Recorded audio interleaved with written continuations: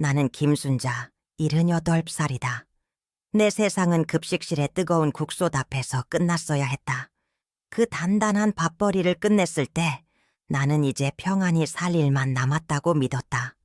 하지만 지금 나는 차가운 병원 침대 위에서 끝없이 이어지는 검사에 덫에 갇혀 있었다. 오늘도 또다시 몸이 완전히 젖는 느낌이었다. 허리가 아파서 똑바로 눕기가 힘들었다. 기계가 윙윙거리는 소리만 귀를 때렸다. 무슨 검사였는지 정확히 기억나지 않았다. 어쩌면 경미한 건망증 때문에 찍어야 한다는 MRI였을지도 모른다. 도대체 왜 이렇게 자꾸 찍어대는 걸까? 나는 그저 가끔 냉장고 문을 열어놓고 잊어버리거나 끓이던 국에 소금을 2번 넣는 실수를 했을 뿐인데 사는 게 다 그렇다고 생각했는데 며느리 지혜는 아니었다. 지혜는 항상 호들갑을 떨었다. 봄이 시작될 무렵 내가 냄비를 태우는 실수를 한번 하자마자 지혜는 마치 큰 재앙이라도 난 것처럼 나를 끌고 병원으로 달려갔다. 어머님, 요즘 세상에 예방이 최고예요. 이 작은 증상도 나중에는 큰 병이 돼요. 미리미리 검사받고 깨끗하게 사셔야죠. 지혜는 똑 부러지는 말투였고 싹싹했다. 남편이 5년 전 돌아가신 후 나는 이 아들과 며느리를 내 세상의 전부로 여겼다. 급식실에서 40년 동안 국을 끓여본 돈으로 겨우 마련한 작은 아파트였지만 그 아파트와 내 생명보험금이 이 아이들의 미래를 지켜줄 것이라고 생각했다.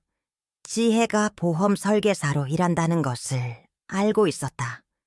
요즘 사업이 잘 안 풀리는지 늘 초조해 보였다. 그래서 나는 지혜에게 혹시라도 부담이 될까봐 그녀가 시키는 대로 묵묵히 검사를 받았다. 하지만 그 검사의 횟수는 곧 이상해지기 시작했다. 경미한 건망증 때문에 찍는다는 MRI가 매주 반복되었다. 뼈밀도 검사 BMD는 한 달에 2번씩이었다. 심지어 아무 증상도 없는데 75세 이후에는 권고되지 않는다는 대장 내시경까지 반복했다. 병원에 갈 때마다 온몸에 에너지가 빠져나가는 느낌이었다. 검사를 위해 물 한 모금 마시지 못하고 장을 비워야 하는 날, 방사선에 노출되어 온몸이 욱신거리는 날들이 반복되었다. 그럴수록 나는 점점 더 쇠약해졌다. 걷는 것도 힘겨웠고 누군가 내 몸속의 힘을 빨아가는 것만 같았다. 지혜야, 나 이 검사들 안 받으면 안 될까? 받을 때마다 더 힘들어. 몸이 회복될 틈이 없어. 나는 약하게 항의했다. 내 아들 민수는 늘 옆에서 묵묵히 서 있기만 할 뿐 아무 말도 하지 않았다. 모든 결정은 지혜가 내렸다. 며느리의 얼굴에는 차가운 미소가 떠올랐다. 어머님, 의사 선생님이 꼭 필요하다고 했어요. 지금 어머님은 이 병원이 없으면 안 돼요. 다 어머님 오래 사시라고 하는 일인데 왜 자꾸 떼쓰세요? 나는 내가 혹시 너무 이기적인 것은 아닌가 두려웠다. 내가 아픈 것을 인정하지 않고 며느리에게 짐이 되고 있는 것은 아닐까? 죄책감과 끊임없는 피로가 내 몸과 마음을 짓눌렀다. 마음이 약해졌다. 나는 그저 그녀가 건네는 약을 삼키고 그녀가 이끄는 대로 병원 침대에 눕는 것만이 내가 할 수 있는 최선이라고 생각했다. 며느리 지혜는 나의 건강 기록과 모든 병원 서류를 꼼꼼하게 관리했다. 그 두툼한 서류 파일이 마치 나를 올가매는 쇠사슬처럼 느껴졌다.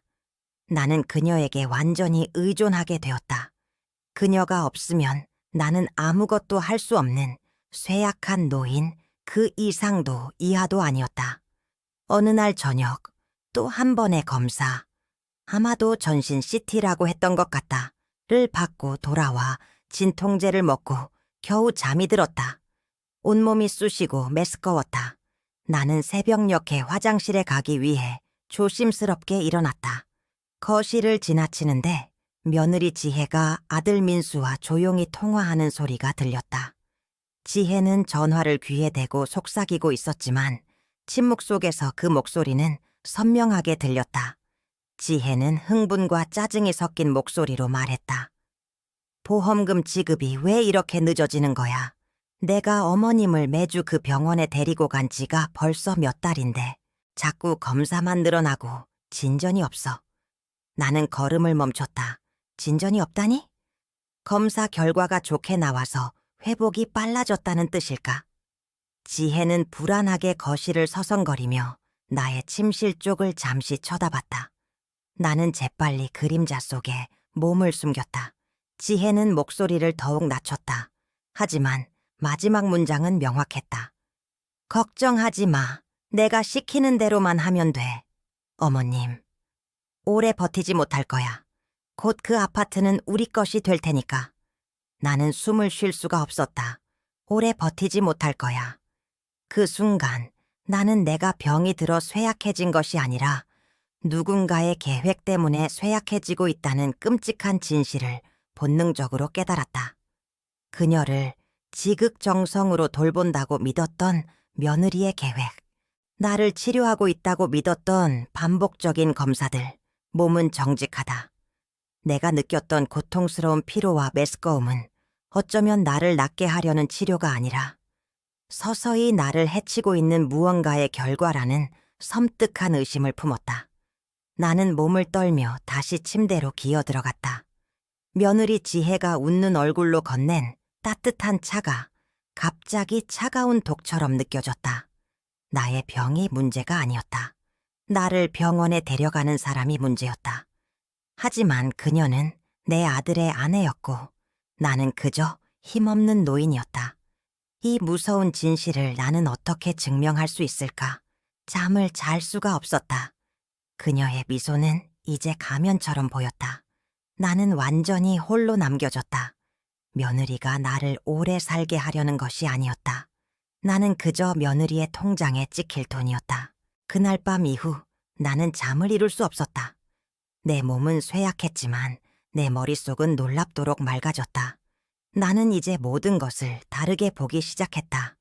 며느리 지혜는 여전히 아침마다 따뜻한 차를 끓여주고 내 어깨를 주물렀다. 그 손길이 이제는 나를 돌보는 손길이 아니라 곧 찾아올 내 죽음을 재촉하는 손길처럼 느껴졌다. 나는 일부러 더 아픈 척했다. 지혜가 보고 있는 앞에서 숟가락을 떨어뜨리고 갑자기 숨을 헐떡이는 신용을 했다. 지혜는 걱정하는 척하면서도 눈빛에는 안심하는 기색이 역력했다. 어머님, 이제 곧 쉬실 수 있을 거예요. 마지막으로 한두 가지만 더 검사 받으면 돼요. 그 한두 가지라는 말이 나를 끔찍하게 만들었다. 내가 며칠 전 받았던 전신 CT 검사도 지혜가 말한 한두 가지 중 하나였을 것이다. 그때부터 나는 모든 것이 이상하다는 것을 확실히 알게 되었다. 나는 지혜가 외출하고 없을 때 그녀가 관리하던 서류철을 몰래 훔쳐보려 했다. 서류철은 내 방이 아닌 지혜의 방 서랍 깊숙한 곳에 숨겨져 있었다. 나를 위한 기록인데 왜 나에게 보여주지 않는 걸까? 하루하루가 지옥 같았다. 검사가 잡혀 있는 날이면 며느리는 나에게 밥 대신 특이한 영양제를 먹였는데 그 영양제를 먹고 나면 몸이 더욱 축 늘어지고 메스꺼웠다. 나는 이제 그 약조차도 독처럼 느껴졌다. 며느리가 준 약을 삼키는 대신 목구멍에 걸고 있다가 화장실에 가서 뱉어내기 시작했다. 몸은 정직하다. 약을 뱉어내자 몸이 조금 덜 무거워지는 것 같았다. 며칠 후 며느리는 내게 뼈밀도 검사, BMD 결과를 보여주며 한숨을 쉬었다. 어휴, 어머님, 골다공증이 나아지질 않네요. 오히려 저번 달보다 수치가 조금 더 안 좋아지셨어요. 의사 선생님이 운동 같은 건 절대 무리하지 말래요. 그냥 집에서 푹 쉬셔야 한대요. 나는 지혜의 얼굴을 바라보았다. 그녀의 얼굴에는 실망한 기색이 있었다. 그녀가 정말로 내 회복을 원했다면 안심했어야 했다. 하지만 그녀는 실망했다. 아, 이 여자는 내가 아파야 돈을 받는구나. 나는 그때 깨달았다. 지혜가 원하는 것은 내가 건강해지는 것이 아니라 병이 악화되는 것이었다. 뼈 밀도가 좋아지면 보험금이나 재산권을 가져올 명분이 사라지니 실망한 것이다. 내가 며느리의 계획 때문에 일부러 아프게 만들어지고 있다는 사실을 인정하자 내 안에 참을 수 없는 분노가 끓어올랐다. 나는 아들을 낳은 엄마다. 40년 동안 국솥 앞에서 손이 문드러지도록 일하며 겨우 집을 마련한 사람이다. 이 모든 것을 고작 몇 푼 때문에 며느리에게 뺏길 수는 없었다. 나는 이 끔찍한 진실을 증명할 사람이 필요했다. 나를 치료하는 척하며 나를 해치는 의료적 학대를 증명해 줄 사람이. 며칠을 고민했다. 아파트 단지 상가에서 장수 건강상담소 간판을 걸고 봉사를 하는 박 여사가 떠올랐다. 박 여사는 이 동네에서 20년 넘게 살았고 오래전 종합병원에서 간호사로 일하다 은퇴한 사람이었다. 지혜는 박 여사를 동네 참견쟁이 할머니 정도로 무시했지만 내게는 유일한 희망이었다. 지혜야, 나 이웃 할머니들하고 경로당에 잠깐 가서 이야기 좀 하고 올게. 너무 힘이 없어서 앉아만 있다 올게. 나는 일부러 목소리를 기어 들어가게 말했다. 어머님, 너무 무리하지 마세요. 혹시라도 쓰러지시면 큰일 나요. 잠깐만 앉아 있다 오세요. 지혜가 안심하고 나를 보내주었을 때 나는 마치 감옥에서 탈출하는 죄수 같았다. 걷는 것조차 힘들었지만 나는 힘을 쥐어짜서 박 여사의 상담소로 향했다. 박 여사는 흰 가운을 입고 따뜻하게 나를 맞아주었다. 나는 떨리는 목소리로 그동안 있었던 모든 일을 이야기했다. 매주 받는 MRI, 한 달에 2번 받는 BMD, 심지어 3달 만에 2번이나 찍은 전신, CT. 박 여사는 내 이야기를 들으며 얼굴이 점점 굳어졌다. 내가 가지고 간 두툼한 병원 서류처를 펼쳐보더니 그녀는 한참을 침묵했다. 순자 씨, 이게 말이 된다고 생각해요? 이건 정상적인 진료가 아니에요. 박 여사는 손가락으로 서류를 짚어주었다. 대한노인병학회 지침이 있어요. 75세가 넘으면 무증상인 경우 대장 내시경을 권하지 않아요. 득보다 실이 크니까. 그런데 순자 씨는 아무 증상도 없는데 이걸 반복했잖아요. 이게 다 몸에 무리를 주는 일이에요. 특히 이 전신 CT, 방사선 피폭량이 엄청나다는 거 알죠? 의사가 정말 순자 씨를 위한다면 몸이 회복할 틈을 줘야지 이렇게 무리하게 검사를 반복할 수가 없어요. 나는 눈물이 났다. 내가 느꼈던 피로와 메스꺼움이 병이 악화되어서가 아니라 방사선 피폭 때문이었다니. 지혜는 나를 치료하는 척하며 불필요한 고통을 주어 나를 서서히 죽이고 있었던 것이다. 이 모든 것이 의료적 학대였다. 지혜가 왜 자꾸 내가 아프길 바랐는지 이제야 알겠어. 박 여사, 나 이제 어떻게 해야 해? 나 너무 무서워. 박 여사는 내 손을 잡았다. 순자 씨, 지금부터 내가 시키는 대로 해야 해요. 지혜 씨가 원하는 건 순자 씨가 약하고 아픈 환자로 남는 거예요. 재산권을 포기할 만큼 정신을 차릴 수 없는 사람으로 만들어야 하니까. 박 여사는 의사들이 지혜에게 속아 넘어가거나 아니면 지혜와 공모하고 있을 가능성까지 이야기했다. 나는 세상이 무너지는 것 같았다. 내 아들과 며느리가 나를 죽이려 하고 의사까지 그 폐륜에 가담했을 수도 있다니. 하지만 박 여사는 나에게 희망을 주었다. 우리는 이제 반대로 갈 거예요. 지혜 씨가 검사로 순자 씨를 쇠약하게 만들었다면 우리는 정말로 회복할 거예요. 단, 아무도 모르게. 박 여사는 나에게 필요한 것은 약이 아니라 활력이라고 말했다.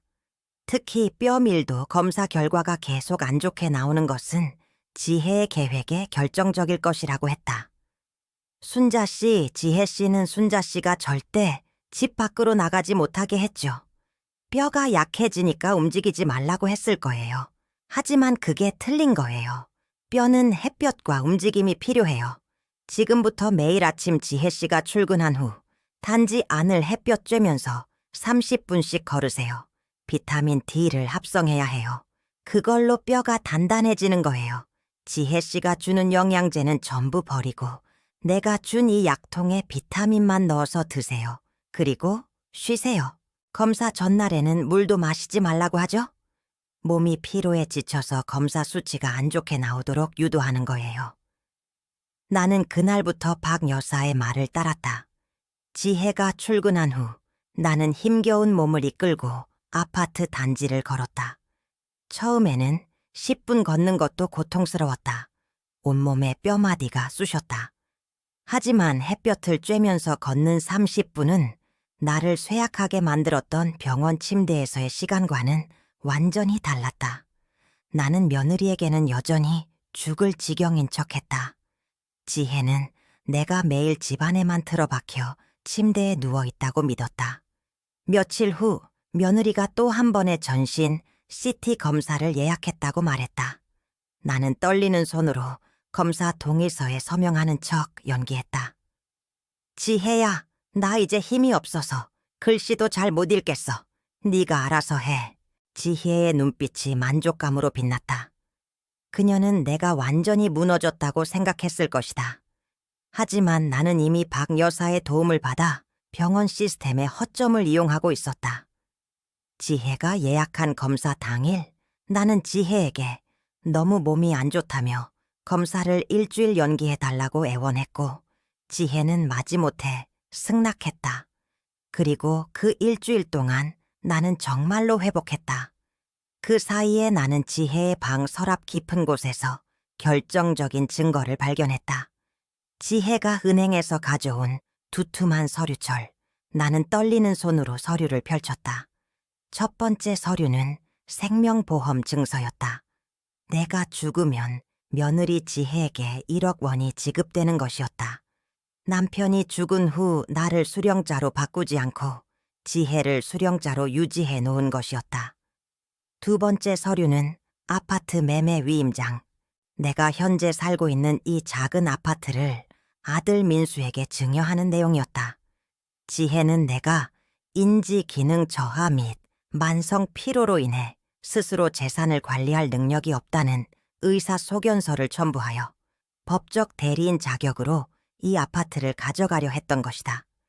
현재 시세로 3억 5천만 원이 넘는 금액이었다. 내가 서서히 죽어가야만 지혜가 얻을 수 있는 돈은 총 4억 5천만 원이었다. 나의 삶 전체가 이들에게는 그저 이 금액으로 환산되는 소모품에 불과했다는 사실에 나는 숨을 쉴 수가 없었다. 가장 끔찍했던 것은 며칠 전 거실에서 우연히 들었던 녹음 파일이었다. 지혜가 아들 민수와 통화하며 나눈 대화였다. 당신 바보야. 검사가 많을수록 병원 기록은 쌓이는 거야. 그래야 보험금도 빨리 나오고 다음 주에 공증 받으려면 이 정도는 해야지. 그리고 내 아들 민수의 목소리. 엄마가 너무 힘들어 하시는 거 아니야? 검사 좀 줄이면 안 돼? 이 사람아, 엄마는 우리 노후를 책임질 마지막 카드야. 이럴 때 마음 약해지면 안 돼. 그 순간 나는 완전히 무너졌다. 내 아들이었다. 내가 40년 동안 국을 끓여 먹여 살린 내 아들. 그 아들이 나를 마지막 카드라고 불렀다. 눈앞이 캄캄해졌다. 나는 침대에 누워 밤새 울었다. 아들이 나를 배신했다는 사실이 며느리의 독극물보다 더 깊이 나를 찔렀다. 이대로 모든 것을 포기하고 싶었다. 하지만 다음 날 아침 박 여사가 보내준 문자를 보고 나는 다시 정신을 차렸다. 순자 씨, 노력한 만큼 온다. 지금 포기하면 안 돼요. 나는 마지막으로 마음 단단히 먹어야 한다고 생각했다. 나는 더 이상 쇠약한 노인이 아니었다. 나는 며느리의 계획을 파악하고 아들의 배신을 목격한 싸울 준비가 된 생존자였다. 지혜는 내가 계속 쇠약해지고 있다고 믿고 행동을 서두르기 시작했다. 그녀는 다음 주 토요일 오전 재산 상속 문제로 법무사 사무실을 방문해야 한다고 말했다. 어머님, 이제 곧 다 끝날 거예요. 토요일에 가셔서 서명만 하시면 돼요. 법무사님이 어머님 건강 상태를 보셔야 하니까 최대한 힘든 모습으로 가셔야 해요. 지혜는 나에게 꼼꼼하게 지시했다. 나는 고개를 끄덕였다. 알았다. 네가 시키는 대로 할게. 나는 그날부터 연기를 더욱 철저히 했다. 일부러 밥을 반도 먹지 않고 손을 덜덜 떨며 물을 흘리고 지팡이를 짚고 걷는 흉내를 냈다. 하지만 지혜가 모르는 곳에서 나는 매일 30분씩 햇볕을 쬐는 산책을 꾸준히 했다. 내가 느낀 회복은 놀라웠다. 지혜가 병원에서 받아온 가장 최근의 뼈 밀도, 검사, BMD, 수치는 골다공증으로 인해 계속 하락하고 있었다. 박 여사는 지혜가 이전에 찍었던 BMD 검사 수치를 몰래 복사해 두었다. 지혜가 나를 학대하기 시작한 후 3달 만에 내 뼈 밀도 수치는 -3, 0까지 떨어져 있었다. 박 여사는 말했다. 매일 30분씩 햇볕을 쬐는 산책, 그리고 꾸준한 움직임이 중요해요. 이게 비타민 D를 만들고 뼈를 강화해요. 2달 안에 -2,0까지 올릴 수 있어요. 나는 매일 아침 몰래 산책을 했다. 그리고 2달 후 박 여사가 동네 병원에서 비밀리에 나를 검사해준 결과 내 뼈 밀도는 -D, 2까지 회복되었다. 내가 걸었던 30분이 수치로 증명된 것이다. 지혜가 바랐던 쇠약은 이미 내 몸에서 사라지고 있었다. 하지만 지혜에게 보여준 기록은 여전히 가장 안 좋은 수치였다. 나는 지혜에게 완벽하게 속이기 위해 새로운 증거를 수집했다.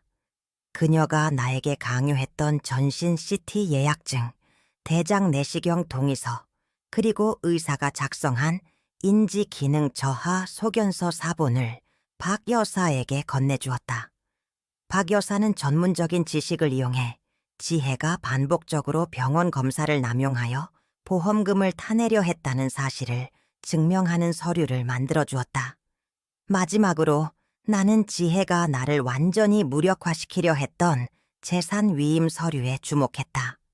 지혜는 내가 서명할 서류에 아파트 증여라는 문구가 쓰여 있을 것이라고 믿게 만들었다.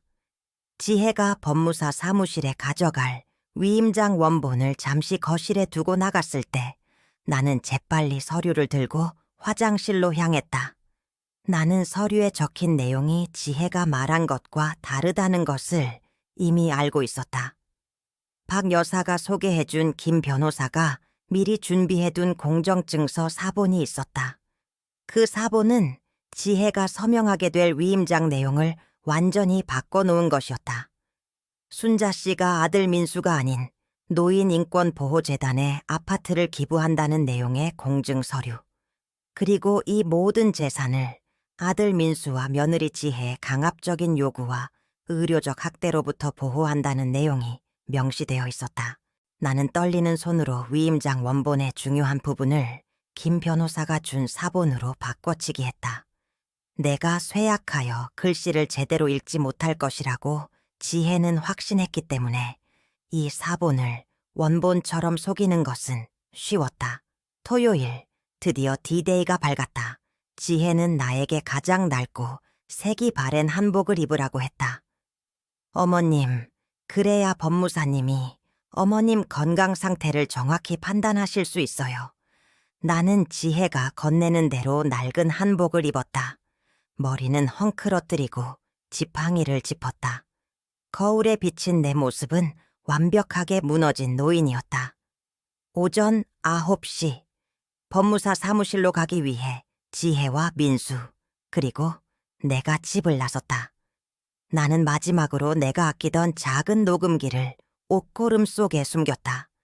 내가 다시 태어났다는 사실을 증명할 마지막 증거였다.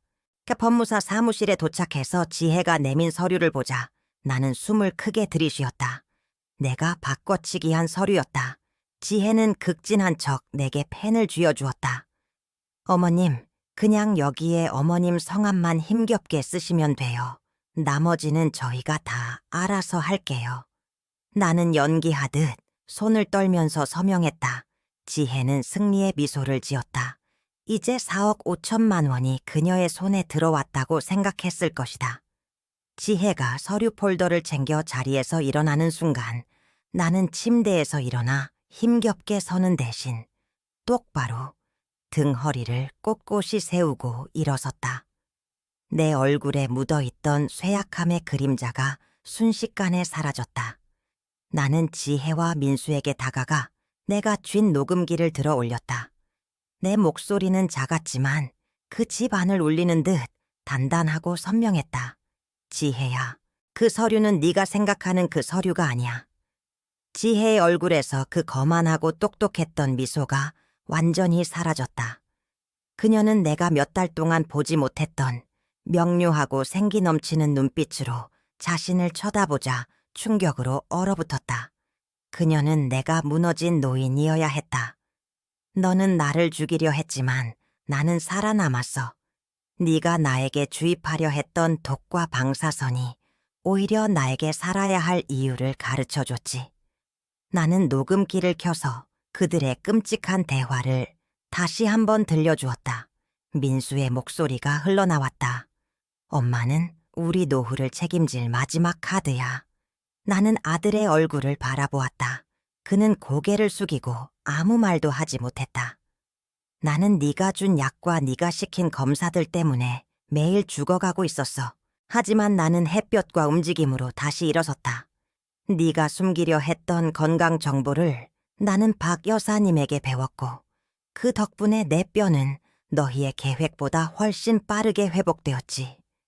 지혜는 공포에 질려 서류 폴더를 붙잡았다. 이럴 수가 없어. 우리가 내일 아침 법무사 사무실에서 만날 때는 내가 아닌 네가 심판을 받게 될 테니까. 나는 손에 든 녹음기를 꽉 쥐었다. 나를 죽이려 했던 그들의 모든 죄가 이 작은 기계 안에 들어있었다. 내가 다시 찾은 건강과 함께 나는 이제 이 모든 것을 되돌릴 준비가 되었다. 계속하기 전에 당신이 어디에서 보고 있는지 알려주세요. 이 이야기가 얼마나 멀리 전해질지 정말 궁금해요. 토요일 오전 10시 강남구 역삼동에 위치한 법무사 사무실. 새하얀 대리석 바닥에 밝은 형광등이 비추는 낯선 공간이었다. 지혜는 명품 핸드백을 무릎 위에 올려두고 초조함과 기대감이 뒤섞인 표정을 짓고 있었다. 아들 민수는 불안한 눈빛으로 서성거렸다. 법무사 사무실의 중년 남성 직원은 위임장을 펼쳐놓은 채 내가 서명할 자리를 가리키고 있었다. 나는 낡은 한복을 입고 지팡이에 의지해 간신히 의자에 앉아있는 모습이었다. 마치 죽기 직전의 노인처럼 보였다. 그때 문이 조용히 열렸다. 지혜는 당연히 박 여사나 변호사 같은 불청객이 들어오는 것을 막기 위해 경계를 하고 있었을 터였다. 하지만 이번에는 경찰 신분증을 목에 건 2명의 사복 경찰관과 박 여사 그리고 김 변호사가 함께 들어섰다. 지혜의 얼굴에서 오만했던 미소가 순식간에 사라졌다. 민수는 흠칫 놀라 숨을 들이켰다. 이게 무슨 짓이에요? 지금 재산 공증 절차 중인데 나가주세요. 지혜가 날카롭게 소리쳤다. 나는 내가 쥐고 있던 지팡이를 바닥에 내팽개쳤다. 퍽 하는 소리가 정적을 깨뜨렸다. 그리고 나는 힘겹게 일어서는 척하는 대신 등허리를 꼿꼿이 세우고 똑바로 일어섰다. 지난 몇 달간 매일 햇볕을 쬐며 걸었던 30분의 산책이 만들어낸 단단한 근육이 내 몸을 지탱하고 있었다. 병색으로 가득했던 내 얼굴의 그림자는 사라지고 명료한 눈빛이 지혜와 민수를 향했다. 나는 이제 더 이상 쇠약한 환자가 아니었다. 나는 내 삶을 되찾은 생존자였다. 지혜는 충격으로 얼어붙었다. 어머님, 어떻게? 그녀는 내가 보이지 않는 곳에서 매일 회복하고 있었다는 사실을 뒤늦게 깨달았다. 나는 테이블에 작은 녹음기를 내려놓았다. 검은색의 작은 기계는 조용했지만 그들이 저지른 모든 죄를 담고 있었다. 나는 망설임 없이 재생 버튼을 눌렀다. 먼저 지혜의 날카로운 목소리가 사무실에 울려 퍼졌다. 검사가 많을수록 병원 기록은 쌓이는 거야. 그래야 보험금도 빨리 나오고 다음 주에 공증 받으려면 이 정도는 해야지. 그리고 뒤이어 내 아들 민수의 목소리가 희미하게 들려왔다. 이 사람아, 엄마는 우리 노후를 책임질 마지막 카드야. 이럴 때 마음 약해지면 안 돼. 법무사 직원은 눈을 크게 뜨고 지혜와 민수를 번갈아 쳐다보았다. 지혜는 입술을 깨물었고 민수는 고개를 숙였다. 김 변호사가 나섰다. 증거는 명확합니다. 지혜 씨와 민수 씨는 김순자 씨의 생명보험금 1억 원과 시가 3억 5천만 원 상당의 아파트를 가로채기 위해 고령자에게 불필요하거나 과도한 검사를 지속적으로 강요하여 신체를 쇠약하게 만들었습니다. 이는 의료적 학대이자 형법상 준존속살 해미수에 해당합니다. 박 여사가 준비한 병원 기록을 김 변호사가 펼쳤다. 대한노인병학회 지침상 불필요한 전신 CT를 3달 만에 2번이나 반복했고 무증상 노모에게 대장 내시경을 반복했습니다. 이 모든 불필요한 방사선 피폭과 검사 준비 과정이 김순자 씨의 몸을 의도적으로 쇠약하게 만든 증거입니다. 나는 다시 입을 열었다. 지혜야, 네가 매일 내게 약을 먹이며 쇠약하게 만들려고 했을 때 내 몸은 너의 계획을 거부했단다. 3달 전 네가 기록했던 뼈 밀도 수치는 골다공증으로 마이너스 3.0이었지. 하지만 불필요한 검사를 모두 끊고 햇볕을 쬐며 운동한 결과 지금 내 뼈 밀도 수치는 마이너스 2.2까지 회복되었단다. 너희가 나를 가두려던 몸은 이미 너희의 계획을 벗어났어. 지혜는 더 이상 논리적으로 반박할 수 없었다. 그녀는 자신이 서명하도록 유도한 서류를 쥐고 떨었다. 어머님, 죄송해요. 저희가 잠시 이성을 잃었어요. 민수를 생각해서라도. 제발 한 번만 용서해 주세요. 저희가 얼마나 힘들었는지 아시잖아요. 제발 경찰에 넘기지 마세요. 지혜는 절망적으로 순자 씨의 발밑에 무릎을 꿇었다. 민수 역시 눈물을 흘리며 고개를 들었다. 엄마, 내가 잘못했어. 정말 후회해. 용서해줘. 나는 지혜와 민수의 눈을 내려다보았다. 내 목소리는 떨리지 않았다. 차갑고 단단한 금속 같았다. 지혜야, 네가 내 며느리였던 건 맞아. 민수야, 네가 내 아들이었던 것도 맞아. 하지만 너희는 나를 은행 계좌로 보았지. 엄마로 보지 않았어. 내 아들은 엄마의 고통을 카드라고 부르지 않아. 너는 나에게 독을 주입하려 했지만 나는 태양의 힘으로 다시 일어섰다. 내 아들은 네가 마지막 카드라고 불렀을 때 이미 죽었다. 나는 법무사 직원에게 시선을 돌렸다. 법무사님, 저 위임장은 지혜가 가져온 아파트 증여 서류가 아닙니다. 제가 서명한 위임장 내용은 노인인권보호재단에 아파트를 기부한다는 공증 서류입니다. 제가 직접 바꿔치기 했습니다. 그녀가 탐내던 3억 5천만 원 상당의 아파트는 이제 너희의 손에 들어가지 않아. 그 말과 동시에 경찰관 중 한 명이 지혜에게 다가가 수갑을 채웠다. 이은혜 씨, 당신은 준존속살 해미수, 사기 및 의료 기록 조작 혐의로 긴급 체포됩니다. 지혜는 격렬하게 저항했다.